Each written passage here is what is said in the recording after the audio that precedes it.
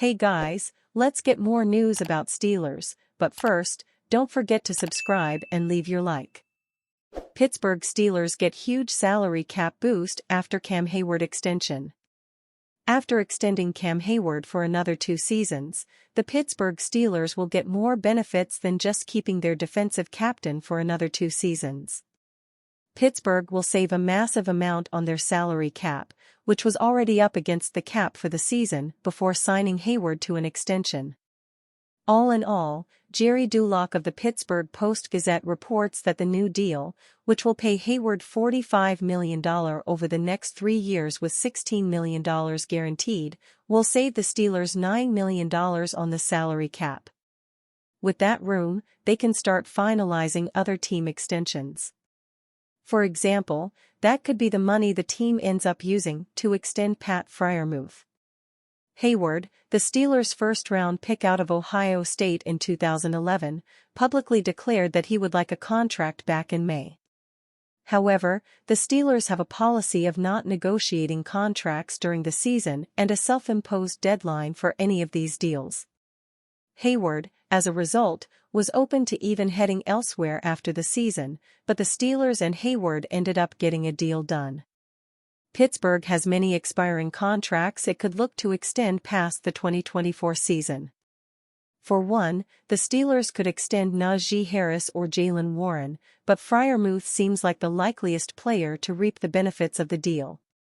Before the extension, the Steelers had a little over $8 million in cap space, but they could now double that.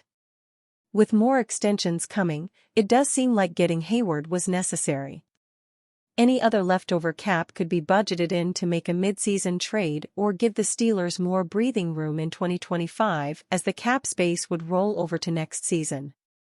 Hayward is the oldest player to receive such a massive contract at 35 years old, a record-setting contract in NFL history. He will be set up next to Keanu Benton and Larry Ogunjobi in the foreseeable future. Steelers show absurdity in boneheaded offensive line decisions ahead of Week 1.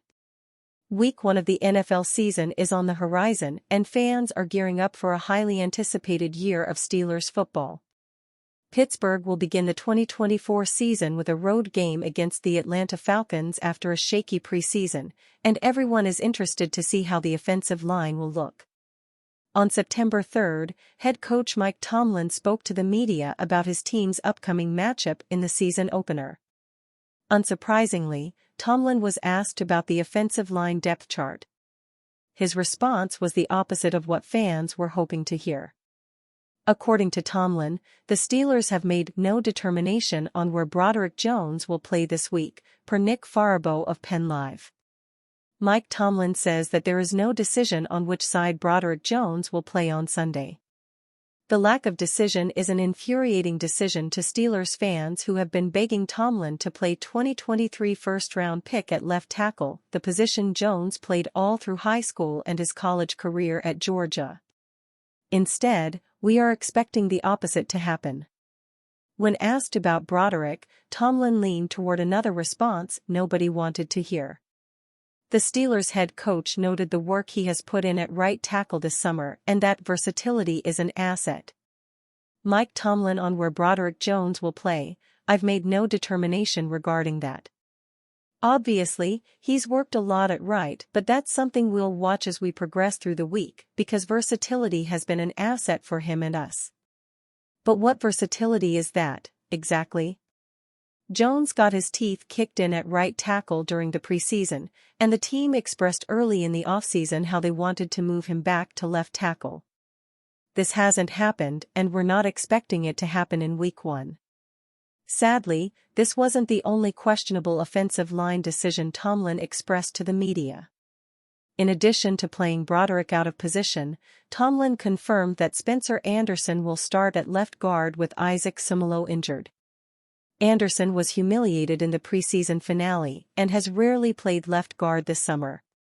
Meanwhile, the Steelers drafted a more talented Mason McCormick in the 4th round of the 2024 NFL Draft, who has taken snaps almost exclusively at left guard since OTAs.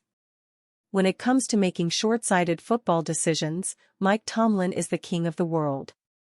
Not many head coaches would be willing to stunt the development of their raw first-round pick in his first 2 seasons, but that is precisely what Tomlin has done with Broderick Jones. Instead of booting Dan Moore Jr. from the lineup and playing Jones at his natural position, he was drafted to play. Tomlin has Jones fighting with rookie first-round pick Troy Fautanu for the starting right tackle job, and leaving Moore with zero competition at left tackle. His decision to deploy Spencer Anderson isn't quite as egregious. Anderson is in his second season. However, the Maryland product never logged an offensive snap as a rookie, and McCormick appears to be more ready to play from the gate. Like Jones, Anderson has been stretched thin during his first 2 summers with the team, playing multiple spots along the offensive line. The indecisiveness of where to play Jones and the decision to give Anderson valuable left guard snaps over McCormick shows Tomlin would attempt to give himself a minuscule advantage in the present at the risk of sabotaging the development of his players for the future.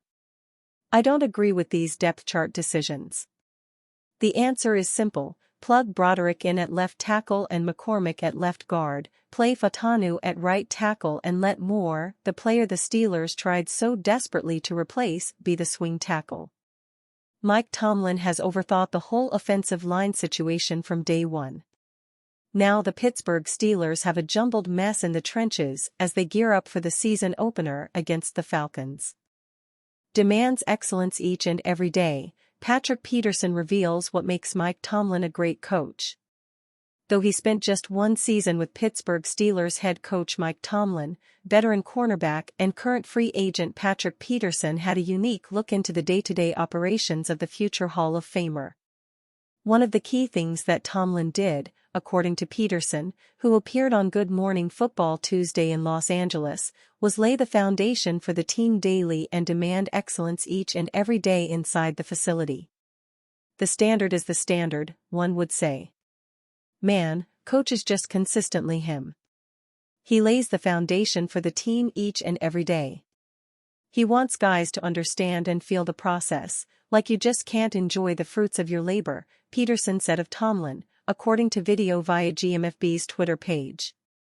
You have to understand the process, understand the work that goes into this, and he just demands excellence each and every day we step into that building. It was nothing like being with Coach. I met Coach in 2011 going throughout the draft process, and my cousin, Bryant McFadden, had an opportunity to play with him. But being in the building with him each and every day, I saw why he's able to consistently put together winning teams each and every year, regardless who's on the field. That relationship between Tomlin and Peterson does extend back to 2011 when Peterson was coming out of LSU as one of the best players in that draft class and one of the best players in the country. Of course, the Steelers didn't get an opportunity to land him as Peterson went off the board at number 5 overall, but later down the line, that relationship paid off as the Steelers signed him in free agency. Last season, Peterson had to wear many hats as injuries hit the secondary hard. Though he struggled early at cornerback, Peterson settled into that hybrid role for the Steelers and was a great leader down the stretch for a depleted defense, handling some snaps in the slot and at safety. Ultimately, the Steelers moved on from Peterson this offseason, releasing the veteran. Despite the way things ended, and Peterson still wanting an opportunity to play another year in the NFL, that experience with the Steelers and getting a chance to play under Tomlin for just 1 year had a profound impact on him. When players continue to speak highly of Tomlin, it matters. The guy is going to the Hall of Fame when his career is over. While the playoff struggles in the last 7 years have been rather frustrating, Tomlin remains revered in the room and around the league. And you, fan? What do you think of the situation of Patrick Peterson? Leave your opinion in the comments.